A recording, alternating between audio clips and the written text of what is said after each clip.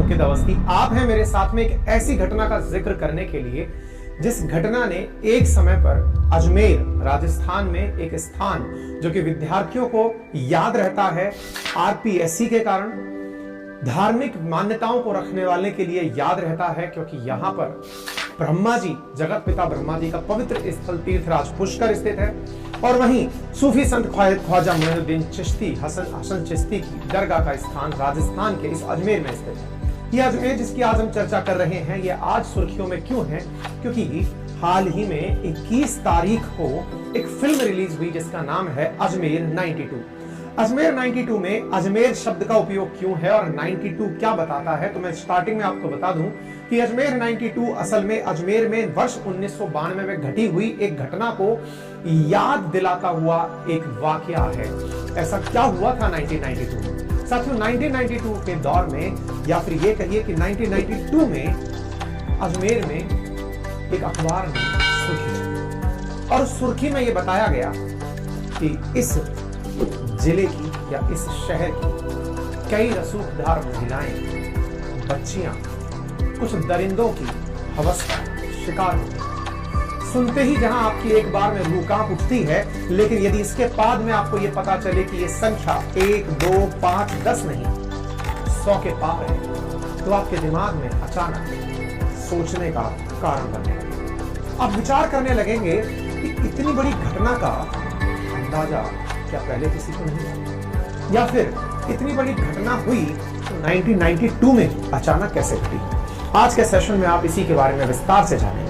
एक ऐसी घटना के बारे में आप विस्तार से जानेंगे कि जैसे जैसे इस घटना का अखबारों में जिक्र होना शुरू हुआ, दूसरी ओर बच्चियों के द्वारा सुसाइड का दौर शुरू हो गया। ज्ञात नंबरों के अनुसार 6 से अधिक लड़कियों द्वारा सुसाइड किया गया। आज के सेशन में इस पूरी कहानी को परत दर परत आप जानेंगे कि अजमेर जो कि राजस्थान के केंद्र में स्थित स्थान, जिसे अंग्रेजों ने कभी अपना प्रोविंस बनाकर रखा था, राजस्थान के लिए बहुत मान्यता रखने वाली जगह है, अचानक ऐसे दौर में कैसे पहुंची, चलिए विस्तार से बताएं। साथियों, बात है वर्ष 1990 से 1992 की। 1990 से 1992 के दौर में अगर अजमेर में कोई व्यक्ति अपनी बच्ची के लिए रिश्ता करने जाता या कोई लड़के वाला अपने लिए बहू तलाशने जाता, तो वो प्रेस रिपोर्टर से ये पूछकर जाया करता था कि जिस घर के लड़के वाले रिश्ते लेकर जा रहे हैं उस लड़की के साथ कहीं कोई दरिंदगी तो नहीं हुई। यानी उस दौर में वर्ष 1990 से 92 के दौर में जो बच्चियां अजमेर में रह रही थी, लड़के वालों की नजर में उन सब पर प्रश्नवाचक चिन्ह लगा। प्रश्नवाचक चिन्ह का बहुत बड़ा कारण था 1992 में रिलीज हुई घटना, जिसके ऊपर यह फिल्म वर्ष 1992 के आधार पर अजमेर 1992 बनी। क्या इस फिल्म को लेकर कहीं किसी तरह का विरोध है? बिल्कुल। यहाँ पर जमीयत उलमा ए हिंद ने हिंदी फिल्म अजमेर 92 पर बैन लगाने की मांग जून 5 हिंदू में छपी खबर के अनुसार जमीयत उल उलमा इन हिंद के अनुसार इस फिल्म पर बैन इसलिए लगाना चाहिए क्योंकि ये समाज के अंदर खाई बढ़ाने का कार्य करेगी। ऐसा क्यों? क्या इस घटना के अंदर हिंदू मुस्लिम एंगल भी है क्या? संभवतः हाँ। तभी इस घटना में जमीयत उलमा ए हिंद का नाम निकल कर आता है। लेकिन जमीयत उलमा ए हिंद की रिएक्शन पर हाई कोर्ट ने उनके पिटीशन को रद्द कर दिया और कहा कि वो इस मूवी पर बैन नहीं लगाएगा। और यही कारण है कि यह मूवी 1 जुलाई 21 के दिन रिलीज हो जाती है। रिलीज हुई इस फिल्म के अंदर जिस तरह की बातें ट्रेलर के माध्यम से दर्शाई गई हैं, उस सारी बातों का हम जिक्र करेंगे क्योंकि दावा है इस फिल्म के निर्माताओं का कि अजमेर 92 उन 250 लड़कियों की कहानी है जिन्हें जाल में फंसाया गया, जिनका रेप किया गया और फिर उन्हें सिलसिलेवार तरीके से ब्लैकमेल किया गया। इस केस में सबसे पहले अजमेर की एक स्कूल की लड़की को फंसाकर उसके न्यूड फोटोज क्लिक किए गए थे।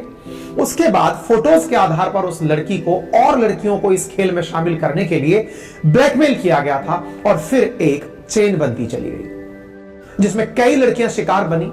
सच्ची घटना पर आधारित बताई जा रही है फिल्म अजमेर 92 को पुष्पेंद्र सिंह ने निर्देशित किया है।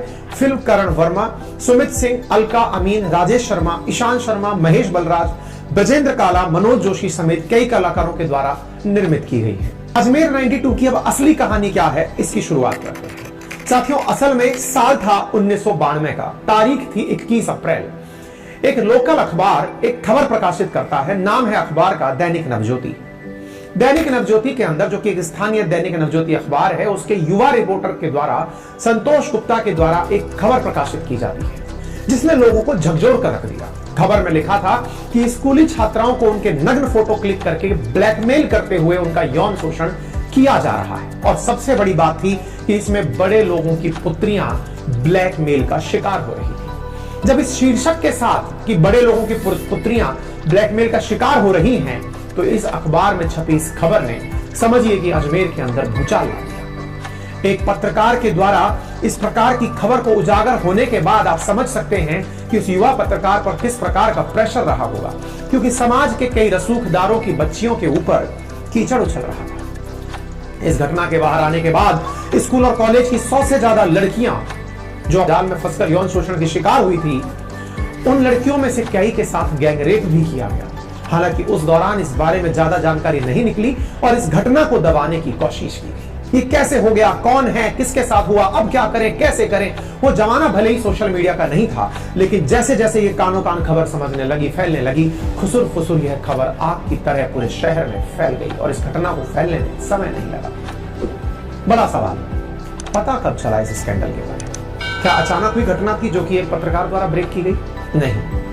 अजमेर में हुए इस ब्लैकमेलिंग कांड की खुलासे नवज्योति के चीफ एडिटर दीनबंधु चौधरी के द्वारा बताए गए बयान पर, जिसमें फिल्म के अंदर जिनका रेफरेंस भी है, जिसमें यह बात कही गई, अखबारों में जिनका नाम जिक्र लिया गया है, चीफ एडिटर दीनबंधु चौधरी बताते हैं कि 1992 में हमारे एक रिपोर्टर संतोष गुप्ता हुआ करते थे। वो एक खबर लेकर आए और उन्होंने उस खबर को पब्लिश किया, लेकिन उस खबर पर किसी का ध्यान नहीं गया, जबकि वो बहुत सीरियस खबर थी। फिर भी वो मेरे पास आए, इस स्कैंडल की उन्होंने हमें जानकारी दी।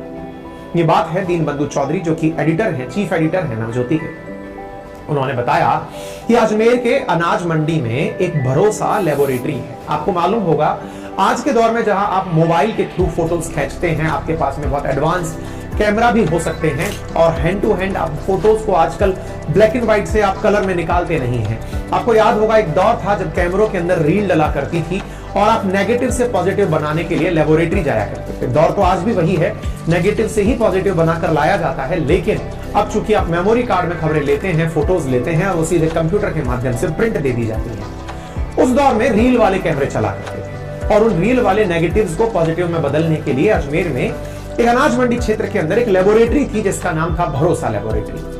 तो फिल्म के नेगेटिव पर काम किया करती थी।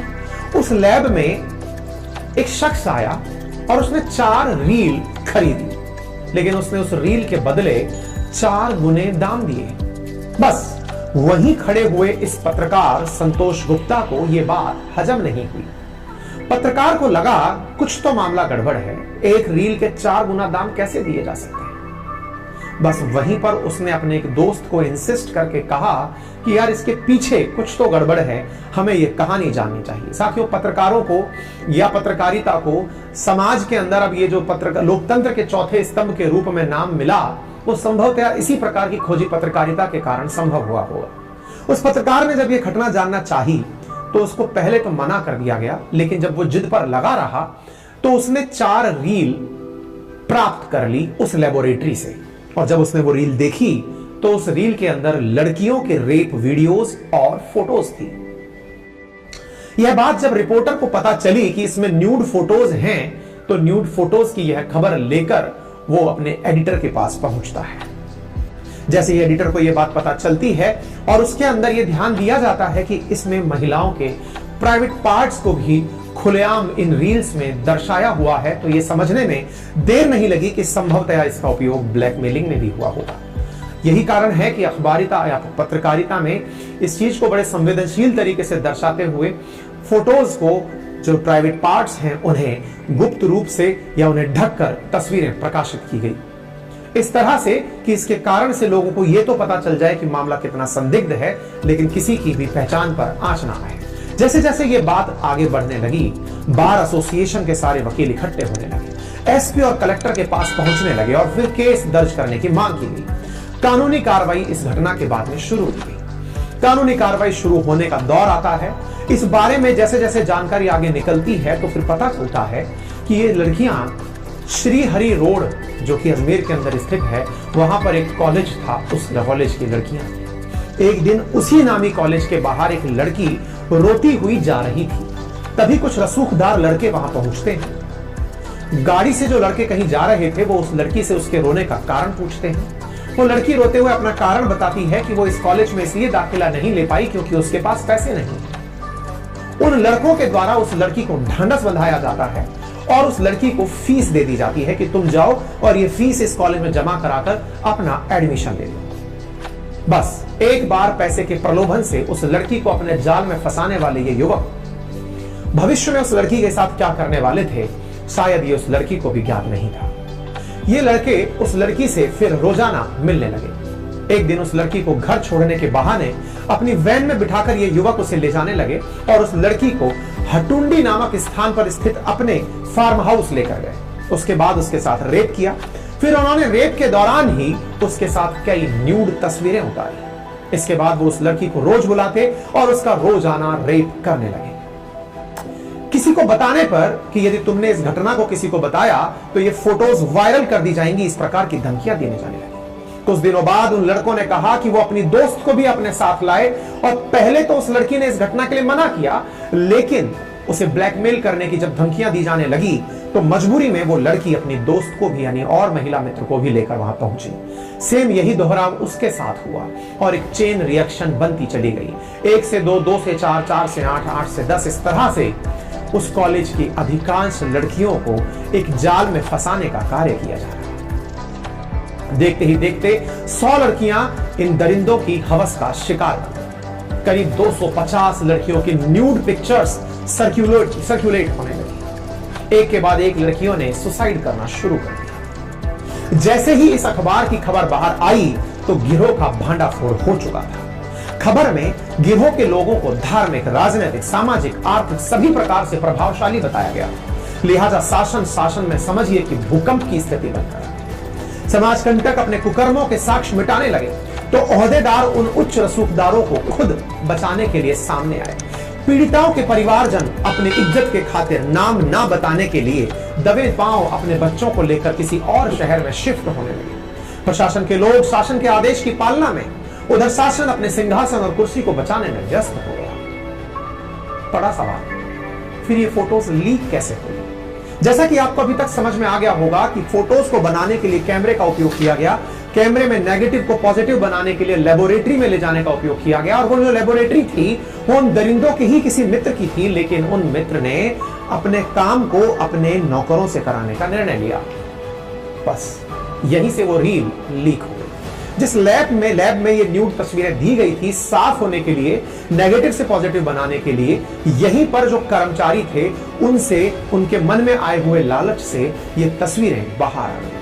पहले तो कुछ संगठित सरगना या फिर दरिंदे या फिर जो समाज कंटक, जो समाज के प्रभावशाली लोग थे, वो इस घटना को अंजाम दे रहे थे। लेकिन अब इन तस्वीरों को देख करके वो कर्मचारी जो उस लेबोरेटरी में काम कर रहे थे वो भी लड़कियों को ब्लैकमेल करने लगे। ब्लैकमेल करने के नाम पर वो उन लड़कियों के सामने तस्वीरें लेकर हाजिर होते और फिर उनके साथ भी लैब वर्कर्स के द्वारा भी रेप किया गया। महिलाओं को अपने महिला होने की बहुत बड़ी कीमत चुकानी पड़ रही थी। मानवता शर्मसार हो रही थी। इस घटना का जैसे जैसे प्रक्रम बढ़ता गया, 6 लड़कियों ने तब तक सुसाइड कर लिया। दैनिक नवज्योति की छपी इस खबर के अनुसार, जिसकी घटना की शुरुआत 1990 में हुई थी, यह घटना लोगों के अंदर एक बहुत बड़ा प्रश्न छोड़ गई कि आफ्टर ऑल ये रसूखदार कौन हैं जिन्होंने अपने पावर के दम पर आज तक अपना नाम बाहर नहीं आने दिया। धीरे धीरे जानकारी बाहर आने लगी तो पता चला कि कांग्रेस के नेता और अजमेर शरीफ दरगाह के खादिम जो कि सेवक होते हैं, वो इस कांड का असली गुनहगार था। मास्टरमाइंड अजमेर शहर के यूथ कांग्रेस का अध्यक्ष खादिम फारूक चिश्ती था, खादिम नफीस चिश्ती था और खादिम अनवर चिश्ती था। साथियों, जैसा कि आप सभी ने जाना कि दरगाह अजमेर शरीफ में जो सेवादार हैं, जो वहां का पूरा काम संभालते हैं, उन्हें खादिम कहा जाता है और उन्हीं खादिम के परिवार के लोग इसमें शामिल थे। सबसे बड़ा प्रश्न, पुलिस को फिर कब पता चला और कैसे पता चला? पुलिस को पता चला अखबार के माध्यम से। अजमेर जिला प्रशासन ने गोपनीय जांच में ही यह खुलासा पा लिया था कि गिरोह में अजमेर के सूफी संत ख्वाजा मोइनुद्दीन हसन चिश्ती की दरगाह के खुद्दाम में ख्वाजा यानी खादिम परिवार के कई युवा रईसजादे शामिल हैं। इतना ही नहीं, पुलिस ने यह भी जान लिया था कि राजनीतिक रूप से युवा कांग्रेस के पदाधिकारी भी और आर्थिक रूप से संपन्न लोग भी इस घटना में शामिल हैं। जिला पुलिस प्रशासन ने यह अच्छी तरह पता लगा लिया था कि पीड़िताओं के सामने आए बिना यदि किसी पर भी हाथ डाला जाएगा तो नगर में शांति और कानून व्यवस्था को सामान्य बनाए रखने के लिए बड़ा जोखिम उठाना पड़ सकता है। यदि शांति और कानून व्यवस्था संभाल भी लेंगे तो क्या पता इनमें अजमेर के किन किन प्रभावशाली और प्रतिष्ठित परिवारों की बच्चियां प्रभावित हो जाएं। नगर में कौन कौन से पुलिस और प्रशासनिक अधिकारी या उच्च पदस्थ राजनीतिक जनप्रतिनिधि इसके साथ इनके तार जुड़े हैं, लिहाजा यह सोचकर पुलिस ने त्वरित कार्रवाई के स्थान पर मुख्यमंत्री को इस बारे में अवगत करा दिया। तत्काल मुख्यमंत्री बीजेपी के शासन के भैरव सिंह शेखावत हुआ करते थे। भैरव सिंह शेखावत को जब यह जानकारी पता चली तो उन्होंने क्या किया? क्या मुख्यमंत्री को सब पता होते हुए उन्होंने कुछ किया अथवा नहीं किया? कहते हैं कि भैरव सिंह शेखावत ने शांति और कानून व्यवस्था बिगड़ने नहीं देने और अपराधियों को नहीं छोड़ने के स्पष्ट संकेत देते हुए इस मामले में समुचित एक्शन लेने के लिए कहा। बावजूद इसके जिला पुलिस प्रशासन किसी निर्णय पर नहीं पहुंच सका। उल्टा यह है कि इस दरमियान संभावित आरोपियों को अपने खिलाफ इस्तेमाल होने वाले साक्ष्य मिटाने और अजमेर से भाग जाने का अवसर मिल गया। जैसा कि आप सभी जानते हैं कि यहां पर बहुत बड़ी तरह से यह संभवतः समझ में आ चुका था पुलिस को कि जैसे ही यह घटना बाहर आएगी, ख्वाजा की जो दरगाह है जिसके प्रति लोगों के मन में आस्था है, लोगों के मन में जो सांप्रदायिक सौहार्द है वो बिगड़ने लगेगा। अजमेर के अंदर जो गंगा जमुनी तहजीब है सूफी संत के प्रति वो बिगड़ने लगेगी। इस बात को पुलिस भांप रही थी।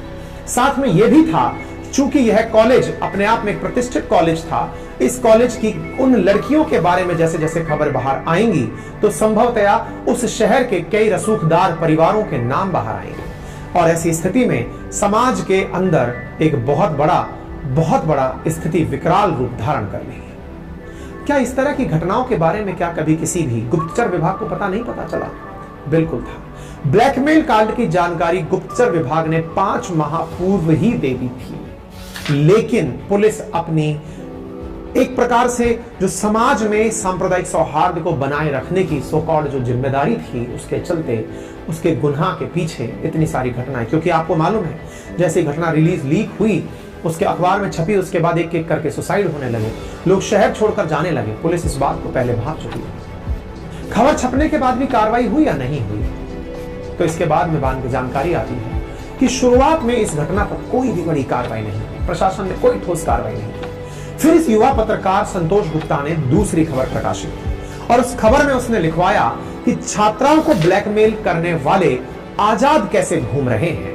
बस ये वो खबर थी दैनिक नवज्योति में छपी हुई जिसने पूरे शहर को अपने अंदर ये भाव पैदा करने के लिए मजबूर कर दिया कि नहीं, अब चुप नहीं रहना है। इस खबर के साथ नग्न फोटो भी प्रकाशित किए गए। वो फोटो भी प्रकाशित किए गए जिससे अजमेर की छात्राओं के साथ हो रहे यौन शोषण को खुली आंखों से देखा जा सकता था। फोटो के प्रकाशन के बाद तो समूचे राजस्थान में जैसे तूफान आ गया। सीआईडी ने 5 माह पहले ही जो सूचना दे दी थी, इस बात को एक शीर्षक के साथ प्रकाशित किया गया। गृह मंत्री भाजपा के दिग्विजय सिंह का बयान आया, उन्होंने कहा कि 1.5 महीने पहले ही देख लिए गए थे ये अश्लील चित्र। गृह मंत्री के द्वारा 1.5 महीने पहले भी अश्लील चित्र देख लिए गए थे, तो फिर कार्रवाई क्यों नहीं हुई? जनता इस बात पर भड़क उठी। जनता ने अजमेर बंद का ऐलान कर दिया। शासन और प्रशासन पर भारी दबाव पड़ने लगा। नगर के जागरूक संगठन गुनहगारों को सजा दिलाने के लिए सक्रिय हो गए। स्कूल छात्राओं के साथ हुए यौन शोषण का सारा खेल शहर में सुनियोजित तरीके से मुस्लिम समुदाय के प्रभावशाली युवाओं के द्वारा किए जाने पर हिंदू लड़कियों के साथ जो हो रहा था उस पर विश्व हिंदू परिषद, शिवसेना, बजरंग दल जैसे संगठनों ने मुट्ठियां तान ली और ब्लैकमेल कांड पर अजमेर को बंद कर दिया गया। अजमेर जिला बार एसोसिएशन ने मीटिंग कर शहर के बिगड़ते हालात और उन पर आपस में चर्चा को लेकर पीड़िताओं के साथ अपराधियों को सजा दिलाने और पीड़िताओं को उचित न्याय दिलाने के लिए मार्ग खोजना शुरू किया। वकीलों के शिष्टमंडल ने तत्कालीन जिला कलेक्टर अदिति मेहता से मुलाकात की। पुलिस अधीक्षक एमएन धवन की मौजूदगी में हुई वार्ता में रास्ता निकाला गया कि जिन आरोपियों को पहचाना जा चुका है उन्हें एनएसए लगाकर यानी राष्ट्रीय सुरक्षा कानून लगाकर जेल में डाला जाए, जिससे जनता का गुस्सा शांत हो और सांप्रदायिक सौहार्द बने। इसी बीच में जो जानकारी बाहर निकलने आने लगी, उसमें लोगों के द्वारा यह समझ में आने लगा कि यदि इस घटना को गंभीरता से नहीं लिया गया तो शायद इस घटना को बहुत लाइटली ले लिया जाएगा। इस दौरान पुलिस के द्वारा तो सारा काम किया जा ही रहा था, लेकिन एक घटना ने आग में घी का काम किया। तत्कालीन पुलिस महानिरीक्षक ओमेंद्र भारद्वाज का एक बयान, जिसने समझिए कि अजमेर को गुस्से में उबाल दिया। ओमेंद्र भारद्वाज का एक बयान आया जिसमें उन्होंने कहा कि अजमेर की स्कूली छात्राओं के साथ किसी तरह का षड्यंत्र अथवा ब्लैकमेल नहीं हुआ है, बल्कि जिन 4 लड़कियों के साथ यौन शोषण होने के फोटो मिले हैं, पुलिस ने उनकी तहकीकात में पाया है कि उनका चरित्र ही संदिग्ध है। पुलिस के द्वारा इस तरह का बयान, वो भी बिना जांच के दिए जाने से एक पल के लिए तो संभव था कि लोगों के मन में गुस्से को शांत करने के लिए उपयुक्त था, लेकिन इस घटना में बहुत से पहलू कि क्या अगर लड़की का चरित्र ठीक नहीं है तो उसका ब्लैकमेल होगा, लड़की का चरित्र ठीक नहीं है तो क्या उसका रेप होगा, और ये पुलिस बताने वाली कौन होती है कि चरित्र सही है अथवा गलत। कैरेक्टर सर्टिफिकेट के नाम पर अजमेर उबल पड़ा। इसके बाद में लोगों ने अपने द्वारा प्रतिक्रिया देना शुरू किया। पुलिस के इस बयान के बाद जनता और भड़क गई। राजस्थान में सरकार के ऊपर बड़ा दबाव बनने लगा। जगह जगह मुजरिमों को गिरफ्तार करने और उन्हें बच्चियों को न्याय दिलाने की मांग उठने लगी, और राजस्थान की भाजपा सरकार को उस समय इस प्रकरण को लेकर भारी दबाव सहना पड़ा। सवाल बना फिर उस समय के विपक्ष ने क्या किया। वर्तमान में जो राजस्थान के मुख्यमंत्री अशोक गहलोत हैं, ये उस समय कांग्रेस सरकार के मुखिया हुआ करते थे। कांग्रेस के दिग्गज नेता जो कि पूर्व चिकित्सा मंत्री रहे हैं, जो अजमेर से आते हैं, रघु शर्मा समेत कई कांग्रेस नेताओं ने ही अजमेर में स्कूली छात्राओं के साथ हुए यौन शोषण के अपराध की निंदा करते हुए अपराधियों को सजा दिलाने की मांग उठाई। कांग्रेस नेताओं ने प्रकरण की जांच सीआईडी को कराने के लिए भाजपा सरकार पर दबाव बनाया। जनता और विपक्ष के दबाव के बाद जागी सरकार के द्वारा 30 मई 1992 को इस मामले को सीआईडी को सौंपा गया। आखिर 30 मई 1992 को तत्कालीन मुख्यमंत्री भैरव सिंह शेखावत के द्वारा जब सीआईडी को यह मामला सौंपा गया, जांच के आदेश दिए गए, तब जाकर इस जांच को आगे जांचने लगी। रिपोर्ट जब जांच निकल के आने लगी तो रिपोर्ट में कई प्रकार के खुलासे होने लगे। पुलिस की जांच में पता चला, फोटो का विश्लेषण करने पर पता चला कि ये लोग स्कूली छात्राओं को पहले अपने जाल में फंसाते, फिर उनकी अश्लील फोटो खींचते, फिर उनका ब्लैकमेल करते, और इस प्रकार से उनका यौन शोषण करने का एक सिलसिला शुरू हो चुका था। साथ ही उन अन्य लड़कियों को भी उनके साथ लाने का दबाव होता था, जिन लड़कियों को ये गिरोह के लोग चाहते थे। रिपोर्ट में लिखा गया कि सामाजिक, राजनीतिक, धार्मिक रूप से प्रभावशाली युवा इस घटना में शामिल हैं। फोटो के आधार पर अनुसंधान अधिकारी ने 2-3 पीड़िताओं की पहचान होने पर पुलिस केस में जिक्र किया, मामले को अपने आगे तक जांचने के लिए संभावना दर्शाई। अजमेर पुलिस के द्वारा 31 मई को जांच अपने अनुसंधान के आधार पर जब जांच शुरू की गई तो उनमें जिन लोगों का नाम आया उसमें युवा कांग्रेस के शहर अध्यक्ष और दरगाह के खादिम चिश्ती परिवार के फारूक चिश्ती, उपाध्यक्ष नफीस चिश्ती, संयुक्त सचिव अनवर चिश्ती, पूर्व कांग्रेस विधायक के नजदीकी रिश्तेदार अलमास महाराज, इशरत अली, इकबाल खान, सलीम, जमीर, सोहेल, उत्तन, नसीम उर्फ टार्जन, परवेज अंसारी, मोहिबुद्दीन, मैराडोना, कैलाश सोनी, महेश लुधानी, पुरुषोत्तम उर्फ जॉन वेजली उर्फ बाबना, हरीश तोलानी जैसे अपराधियों का नाम सामने आने लगा, जिनकी तस्वीरें बाहर आई। फिर मामला बाहर कैसे खुला? जैसा मैंने आपको पहले भी बताया कि यहां पर रील धुलवाने से जो लैब थी वहीं से यह मामला बाहर निकलता है। फिर दिमाग में एक बड़ा सवाल बनता है कि जिनके साथ ये सब दुराचार हुआ उनका क्या हुआ, और जिन्होंने ये दुराचार किया उनका क्या हुआ, गिरफ्तारी कैसे हुई। इसमें कई लड़कियां थी जो इस गलत काम के बाद भी खुद की पहचान छिपाकर रखना चाहती थी। इसी वजह से कई लड़कियों ने या तो अपने ठिकाने बदल लिए और कईयों ने अपने नाम बदल लिए। कई लड़कियों के बारे में तो जानकारी भी नहीं मिली, यहां तक कि कुछ भी पता नहीं चला। पुलिस ने उन लड़कियों को पूरा सपोर्ट किया, लेकिन इसके बाद भी अपनी इमेज को खराब ना होने के डर से महिलाएं सामने या बच्चियां सामने नहीं आई। बाद में एक एनजीओ के द्वारा वायरल फोटोज से पहचान कर 30 लड़कियों की पहचान की गई। फिर इस मसले तक बात पहुंची कि उन लड़कियों को पुलिस के पास शिकायत करने के लिए बुलाया जाए, लेकिन बदनामी के डर से अधिकतर लोगों ने अपने कदम पीछे खींच लिए। बड़ी मुश्किल से 12 लड़कियां केस दर्ज कराने के लिए तैयार हुई। जब ये बात रसूखदार परिवारों को पता चली तो उन्होंने इन 12 लड़कियों को धमकाना शुरू कर दिया, जिस कारण 10 लड़कियों ने अपने नाम वापस ले लिए।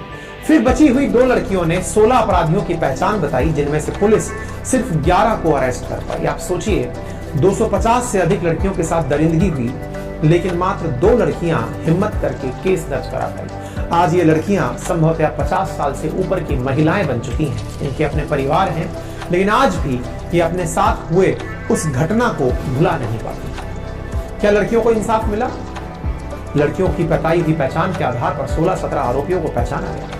एक अलमास महाराज को छोड़ करके मतलब यहां से छोड़ करके विदेश में चला गया। अलमास महाराज अमेरिका के न्यू जर्सी में चला गया। बाकी जो 5 आरोपी बड़े निकले, सोहल गनी, इकबाल, जमीर, सलीम, उनको छोड़कर सभी की सजाएं पूरी हो चुकी हैं। जिनकी सजाएं पूरी नहीं हुई आज वो जमानत पर हैं। 100 से ज्यादा लड़कियां आज भी इंसाफ के लिए कोर्ट में अपने मामले को दर्ज कराकर वो अपने साथ हुई हैवानियत के लिए कोर्ट के चक्कर काट रही हैं। 100 से ज्यादा लड़कियों को आज भी इंसाफ नहीं मिला है। 2018 में इस मामले का मुख्य आरोपी पकड़ा गया। आरोप है कि अजमेर के ब्लैकमेल कांड में फारूक, नफीस के साथ अनवर, मोइजुल्लाह उर्फ पुत्तन इलाहाबादी, सलीम, शमशुद्दीन वगैरह वगैरह जो इसके अंदर शामिल थे, वो अपने फार्म हाउस और पोल्ट्री फार्म में ले जाकर महिलाओं के साथ, लड़कियों के साथ बलात्कार किया करते थे और अश्लील फोटोज के माध्यम से ब्लैकमेल किया करते थे। अजमेर के सेक्स स्कैंडल के मुख्य आरोपी को 26 साल बाद गिरफ्तार किया गया। क्या उन्हें सजा मिली? ब्लैकमेल कांड को अदालत ने high court, supreme court, fast track और पॉक्सो कोर्ट के बीच में जब ये घूमता रहा, 17 लड़कियों ने जब अपने बयान दर्ज करवाए, लेकिन बाद में ज्यादातर गवाही देने से जब मुकर गई, तो 1998 में अजमेर की एक कोर्ट ने 8 दोषियों को आजीवन कारावास की सजा सुनाई। लेकिन राजस्थान हाई कोर्ट ने 2001 में उनमें से 4 को बरी कर दिया। साल 2003 में सुप्रीम कोर्ट ने बाकी 4 दोषियों को सजा घटाकर 10 साल की सजा कर दी और इसके आधार पर 2007 में अजमेर की फास्ट ट्रैक कोर्ट के द्वारा फारूक को भी दोषी ठहराया गया, जिसने दिमागी तौर पर अपने आप को पागल घोषित करवा दिया था।